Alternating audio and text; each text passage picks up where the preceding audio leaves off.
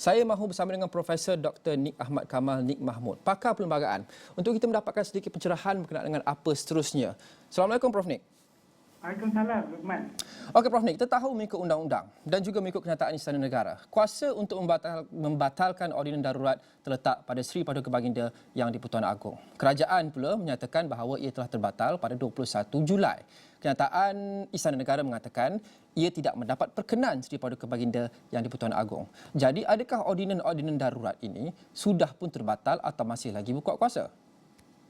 Baik, kalau kita lihat dari kronologinya lah, kalau kita perhatikan kenyataan dari Istana Negara dan kita perhatikan apa yang berlaku sejak daripada 26 hari bulan Julai, dan apabila YB Menteri mengatakan di Parlimen bahawa ordinan darurat telah dibatalkan pada 21 hari bulan. Jadi kalau dalam konteks bacaan kedua-dua kenyataan tersebut atau fakta tersebut, kita dapati bahawa sepatutnya tidak terbatal kerana ordinan darurat seperti yang dinyatakan dalam kenyataan Istana Negara itu perlu dapat perkenan Duli Yang Mahmulia Seri Paduka Baginda Tuan Agong, dan pada pandangan saya masih belum terbatal selagi Yang di-Tuan Agong belum perkenankan lagi pembatalan tersebut.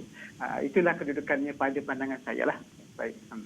Jadi ramai yang bertanya berkenaan dengan tindakan-tindakan yang diambil di bawah ordinan darurat. Ada sesetengah tindakan yang tertakluk kepada ordinan darurat ini.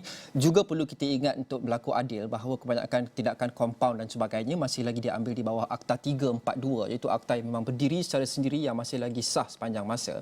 Tapi tindakan-tindakan undang-undang yang diambil berkenaan dengan SOP, kompaun dan sebagainya ini masih lagi sah 22 Julai dan ke atas sehingga ke hari ini. Ordinan, kita perlu ingat ada satu ordinan yang meminda Akta 342 itu meninggi atau menaikkan jumlah kompaun, dan ordinan itu kalau tidak terbatal masih lagi terpakai. Maknanya kalau ada pengkompaunan pada 21 hari bulan sehinggalah pada hari ini masih lagi dianggap sah, berdasarkan bahawa ordinan darurat itu masih belum terbatal kerana belum diperkenankan lagi. Itu pandangan saya. Lihat dari lantai Dewan Rakyat, kita lihat ia sudah pun ditangguhkan lebih awal pada jam 12.30 nanti. Kita jangka ia akan bermula lagi pada jam 12.45 menurut timbalan Yang di-Pertua Dewan Rakyat Datuk Rashid Hasnun untuk mereka membincangkan perkara ini dengan lebih lanjut. Hari ini agenda asal adalah pembentangan pelan bantuan ekonomi dan juga perdebatan dan perbahasan berkenaan dengannya, walaupun ia telah pun topik perbincangan sudah pun didominasi dengan topik ini, ordinan darurat. Kita akan mula jam 12.45 tengah hari nanti. Kita akan kembali ke Dewan Rakyat sejurus selepas ia memulakan kembali sesi. Jadi Prof. Nik, apa proses seterusnya? Kalau dalam pandangan Prof. Nik, ia masih lagi belum terbatal berdasarkan undang-undang di mana kuasa untuk membatalkan ordinan darurat terletak pada Seri Paduka Baginda Yang di-Pertuan Agong.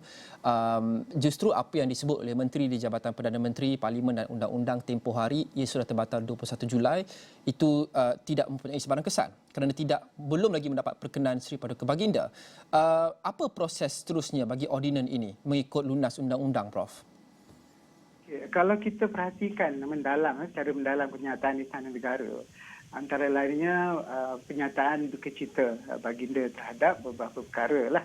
Pertama, ordinan dan proklamasi tidak dibentangkan dan dibahaskan, dan ordinan darurat dikatakan telah tamat atau telah dibatalkan tanpa perkenan Baginda. Jadi proses yang Baginda tekankan daripada kenyataan Istana Negara yang awal dahulu, iaitu mahukan satu pembentangan dan perbahasan kepada ordinan darurat dan proklamasi darurat itu perlu dibuat jika Parlimen bersidang. Maka itu saya rasa perlu didahulukan, dan selepas itu proses seterusnya boleh berlaku, iaitu Baginda boleh memperkenankan supaya proklamasi ataupun ordinan lah, sebab proklamasi akan tamat pada 1 Ogos. Ordinan itu perlu ditamatkan atau dibatalkan dalam konteks perkara 150 pasal 3 ya.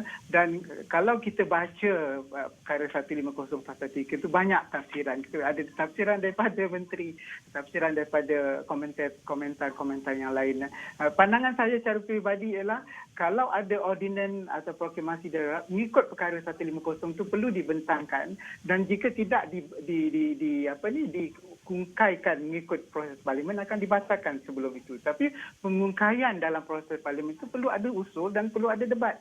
dan barulah diundi dan ditentukan sama ada ordinan dan proklamasi itu perlu diteruskan atau tidak. Itu proses yang pada pandangan saya proses yang selaras dengan kehendak konsep atau prinsip separation of powers atau pembagian kuasa di mana ada semak dan imbang. Kalau ordinan dan proklamasi dibuat di luar parlimen oleh pihak eksekutif, maka perlulah dibentangkan oleh di parlimen oleh pihak legislature untuk tujuan semak dan imbang. Kemudian barulah ia selaras dengan prinsip semak dan imbang dalam prinsip separation of power ataupun bahagian kuasa. Itulah proses sebenarnya yang perlu dilalui. Maka sekarang ini apa yang perlu dilakukan ini ialah kalau kita lihat secara keseluruhan kenyataan Istana Negara tidak dinyatakan sama ada baginda menolak permohonan untuk tamatkan atau batalkan ordinan tersebut. Tapi saya rasa proses yang terbaik ialah secara konsultasi dengan Yang di-Pertuan Agong, kemudian dapat berkenan barulah dibatalkan secara ikut tata cara yang sesuai dan ikut tertibnya lah. Cuma sama ada ia akan dibahaskan atau tidak sebab kita tak pasti sama ada parlimen akan bertambah persidangannya pada selepas hari Isnin. Namun apa yang dikehendaki oleh Istana Negara nampak jelas bahawa perlu ada pembentangan, perlu ada perbahasan dan perlu diselesaikan di parlimen. Itu pandangan saya. Okey, bantu kami fahami proses undang-undang dan juga bidang kuasa ini kerana kalau saya boleh kongsikan sekali lagi kenyataan oleh Istana Negara, saya sudah pun highlightkan perenggannya di sini yang mengatakan bahawa antara lain Seri Paduka Baginda juga amat duka cita kerana apa yang telah pun diperkenan dan dititahkan bahawa cadangan pembatalan semua ordinan dibentang dan dibahas di parlimen tidak dilakukan. Kuasa untuk membatalkan ordinan terletak pada Yang di-Pertuan Agong. Jadi mengapa perlu dibentang dan dibahas di parlimen? Apa end goalnya? Selepas dibentang dan dibahas, adakah ia sekadar pembentangan dan perbahasan? Adakah parlimen mempunyai sebarang kuasa untuk mengubah? Kerana kita faham kuasa untuk membatalkan bukan terletak di situ tapi terletak di Yang di-Pertuan Agong. Betul. Tapi kita perlu lihat bahawa sekurang-kurangnya ada 3 cara untuk menamatkanlah. Perkataan yang patut digunakan di sini ialah menamatkan ordinan proklamasi dan proklamasi darurat. Okey, pertama dari bawah perkara 150 pasal 3 disebut dibatalkan oleh pembuat proklamasi dan ordinan itu. Pembatalan itu boleh dibuat di luar parlimen. Itu pandangan saya lah. Kedua, pengungkaian perkataan digunakan annulment atau pengungkaian di bawah perkara 150 pasal 3 yang dibuat oleh parlimen melalui motion ataupun usul dan juga perbahasan dan pengundian. Itu ialah annulment atau pengungkaian seperti disebut dalam perkara 150 terletak di tangan parlimen. Dan ketiga ialah cara proklamasi itu tamat iaitu secara tamat hayatnya iaitu 1 bulan Ogos. Jadi 3 cara. Jadi dalam konteks apa yang dikehendaki oleh Yang Maha Seri Paduka Baginda Tuan Agong mengikut apa yang dinyatakan dalam kenyataan Istana Negara ialah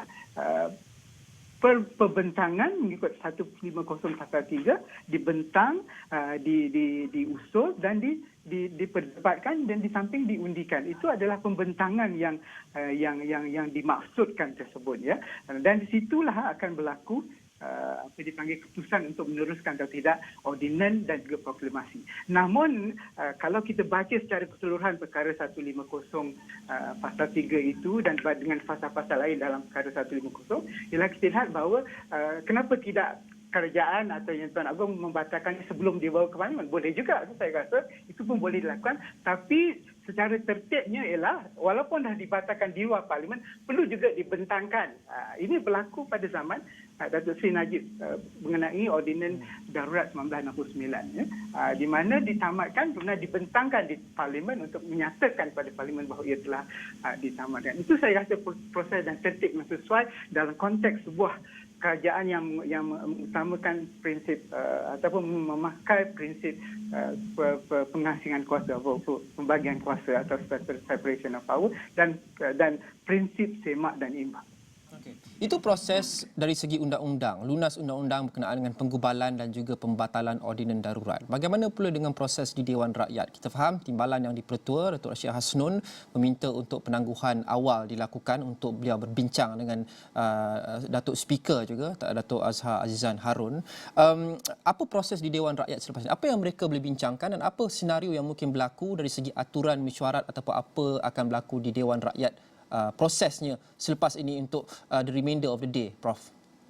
Kita tahu bahawa aturan mesyuarat Dewan Rakyat dan mesyuarat Parlimen itu diputuskan oleh pihak kerajaan dan rasa pulanglah pada pihak kerajaan untuk menentukan caranya dan kalau dirasakan amat perlu untuk mengikut apa yang diperkenankan oleh Yang Tuan Agong, maka perlu ada aturan mesyuarat yang diubahlah untuk hari ini dan untuk hari Isnin untuk misalnya untuk membenarkan usul pembentangan kesemuanya, proklamasi dan juga ordinan dan diperbahaskan dan seterusnya diputuskan oleh Parlimen. Itu yang sepatutnya dilakukan. Perkara yang boleh dilakukan kerana ia disifatkan sebagai pernyataan berkenaan dengan pembatalan ordinan darurat pada 26 Julai tempoh hari telah mengelirukan ahli-ahli Parlimen dan perkara yang sama juga dinyatakan dalam kenyataan Istana Negara. Jadi ada sebarang tindakan mungkin diambil ataupun proses selepasnya jika ada sebarang kenyataan yang mengelirukan dikeluarkan kepada ahli-ahli Parlimen? Okey, itu saya rasa terpulang kepada Parlimen sendirilah sebab itu adalah tata cara dan peraturan Parlimen dan itu bergantung pada usul yang boleh dibuat oleh ahli Parlimen menentukan apakah kedudukan kenyataan oleh menteri pada 26 hari bulan. Terima kasih Profesor Dr. Nik Ahmad Kamal Nik Mahmud, pakar perlembagaan. Masih banyak lagi penjelasan dan pencerahan kita perlukan susulan berita yang terkini yang baru saja kami terima ini.